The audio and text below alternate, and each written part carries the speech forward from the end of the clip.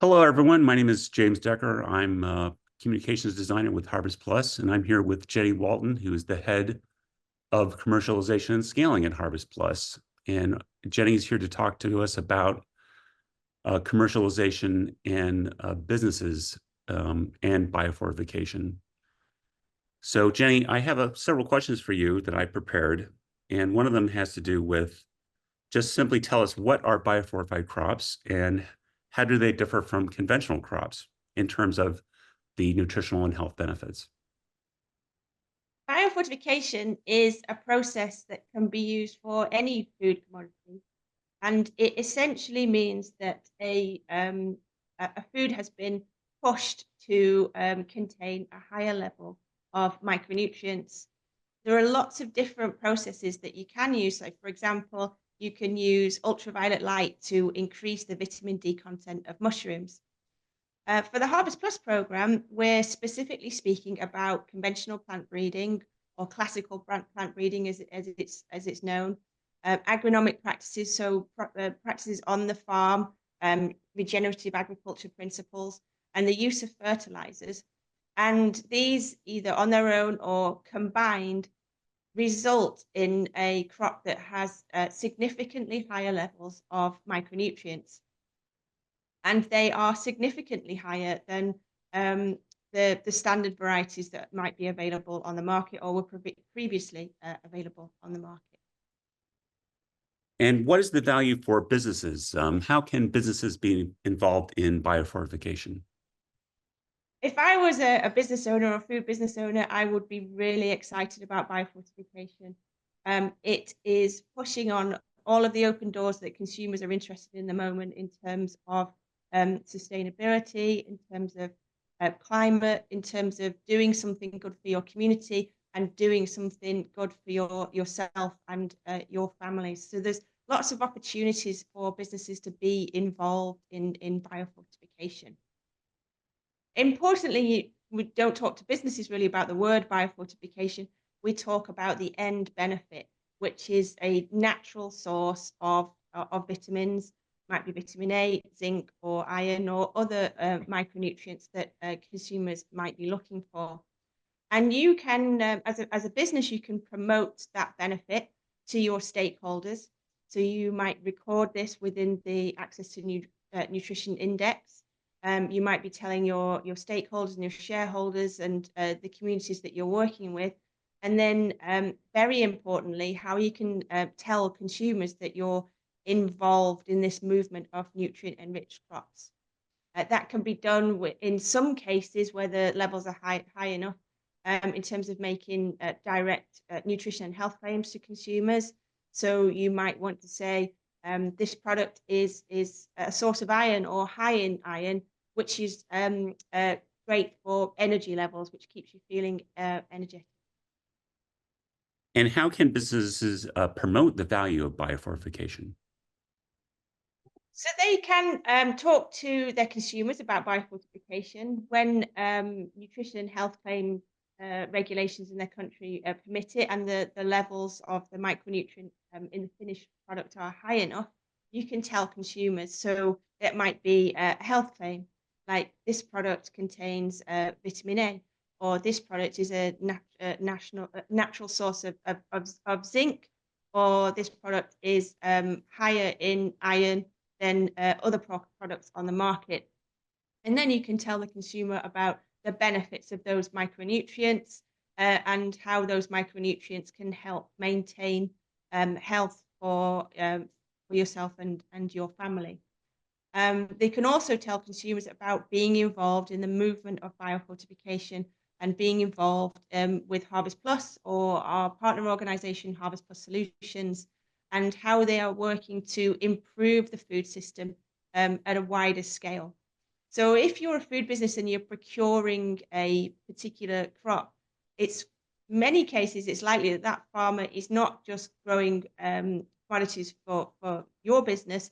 They are growing food for their own family. They're growing food for the local markets, and that demand from food businesses can have a very big impact, not just on their own food product, but the wider food system.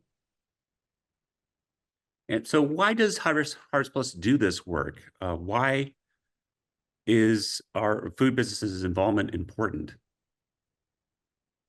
Well, you can't change the food system without food businesses.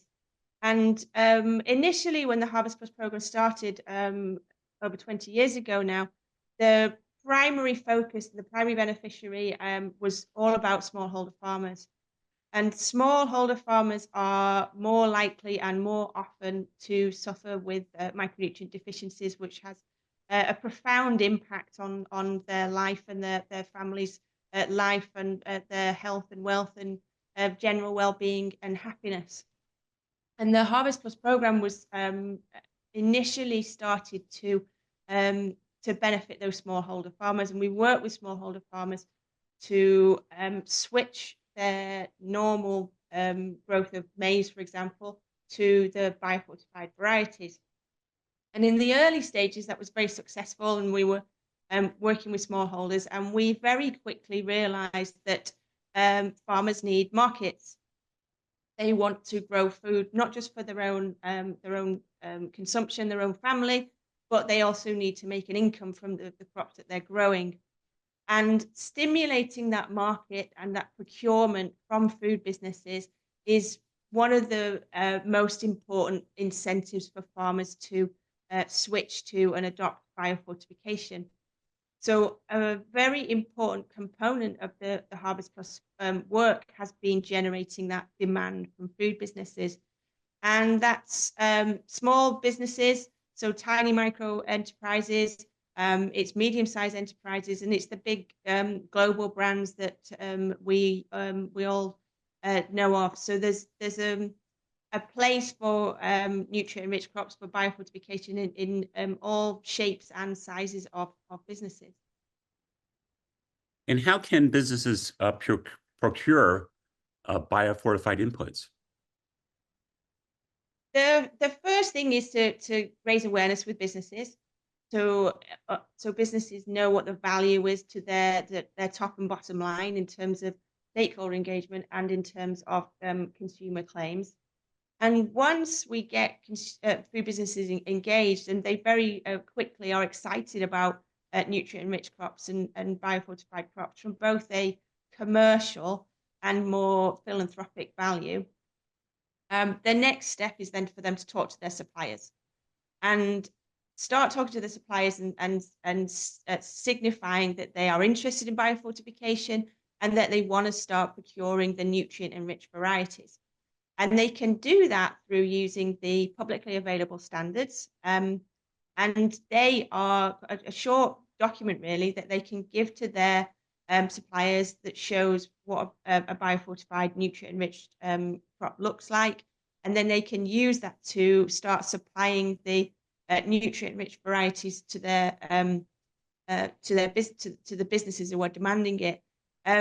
Importantly, the word here is demand and procurement, and businesses using their buying power to switch the food system over to the nutrient-enriched varieties.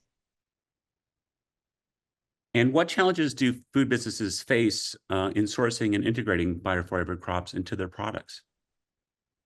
One of the first ones is awareness, and it can be lack of awareness, but that awareness is really growing, and we're seeing a major shift really in terms of business and commercial awareness of biofortification.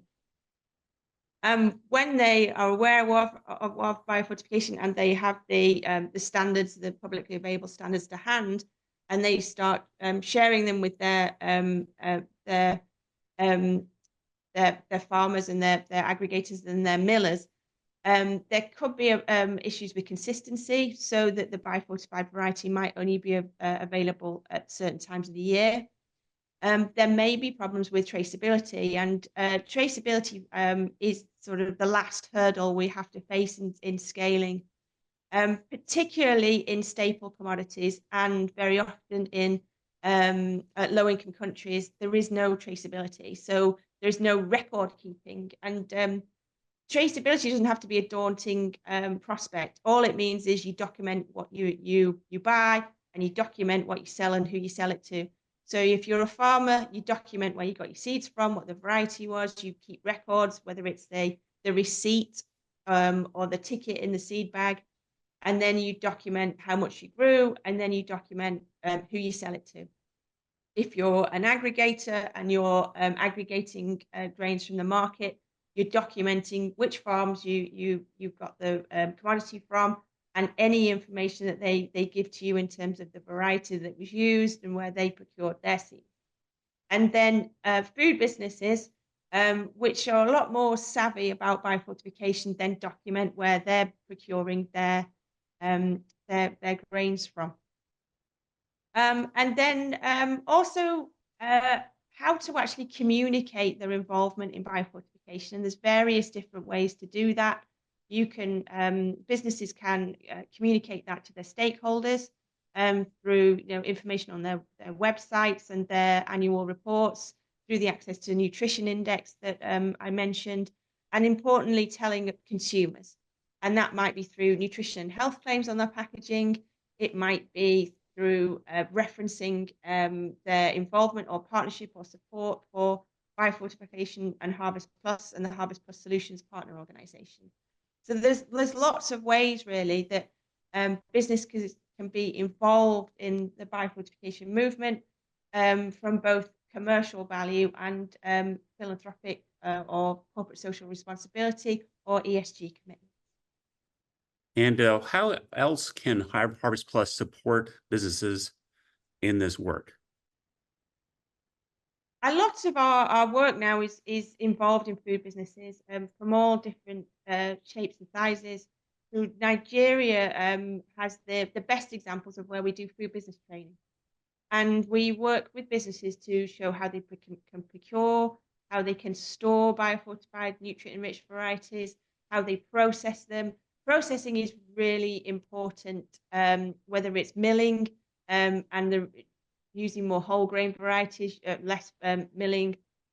If it's rice, the time and temperature that rice is cooked is very important in terms of the zinc content.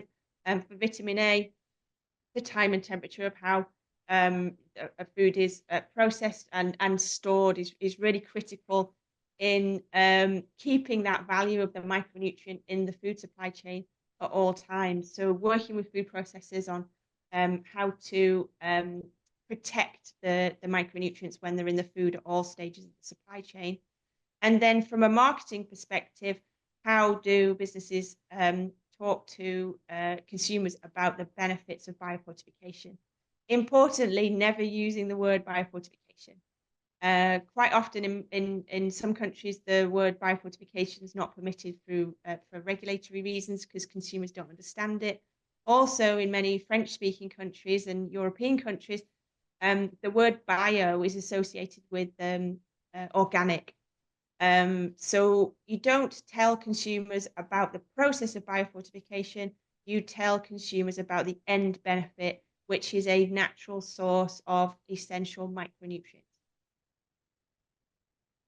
Well, thanks, Jenny. This has been really informative, and we'll be talking to you again about the benefits of biofortification.